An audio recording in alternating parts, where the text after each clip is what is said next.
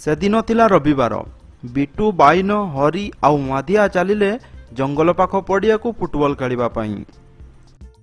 बहुत समय धरी सेमाने सेठारे फुटबॉल खेलिले।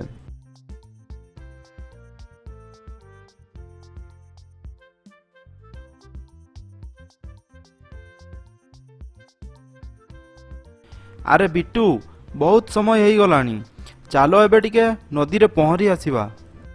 अरे हाँ बिटू, बहुत समय हो गलानी, चलो एबे जिबा नदी को। मते तो भोक भी कलानी, टिके गाधेई आसीबा तापरे घर को जिबा। तापरे समस्ते नदी को गाधेइबा पई चलिले।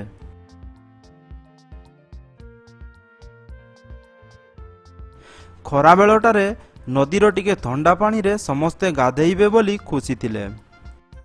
किछि समय परे बिटू बाइन हरी आउ माधिया नदी रे जाई पहुंचिले। अरे वाह पिला माने देखिलो नदी रे केते पानी अछि, पहरिबा पई भारी मजा लागिबो। एतिकी कही बिटू सीधा नई को डेई पड़िला।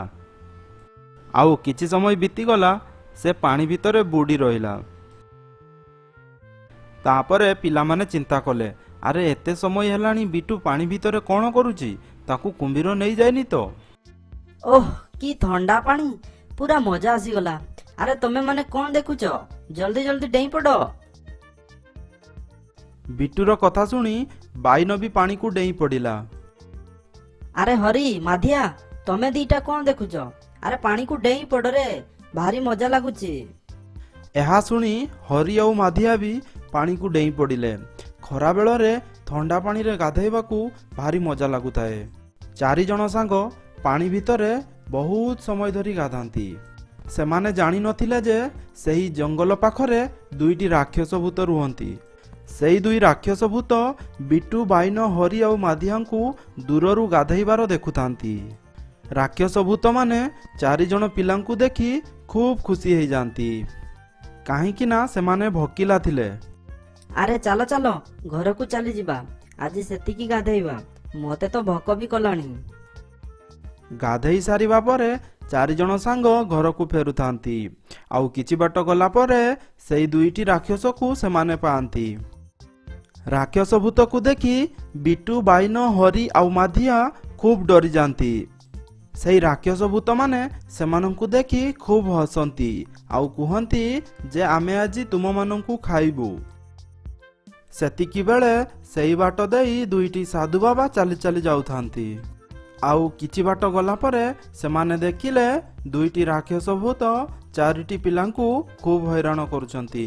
सेही चारि जणंकु राक्षस मानंक पाखरु साधु बाबा माने बंचाइबा पई चिंता कले।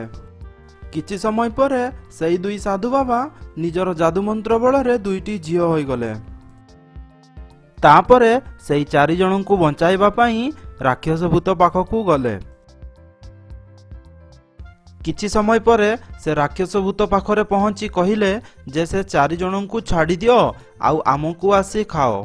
तापरे राक्षस भूत एहा सुनी खुशी होई गला आउ सेमानंकु खाइबा पई गला। तापरे राक्षस भूत जेमिति जाई से झियो को छुए, सेमाने गोटे बड़ फल गछरे परिणत होई जांती।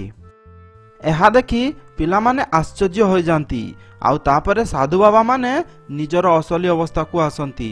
आउ कुहंती तुमे माने जेते फल खाइले भी ए गछरु केबे फल सरीबनी। तापरे पिला मानंकर जेउ खुशी आउ कहिले न सरे।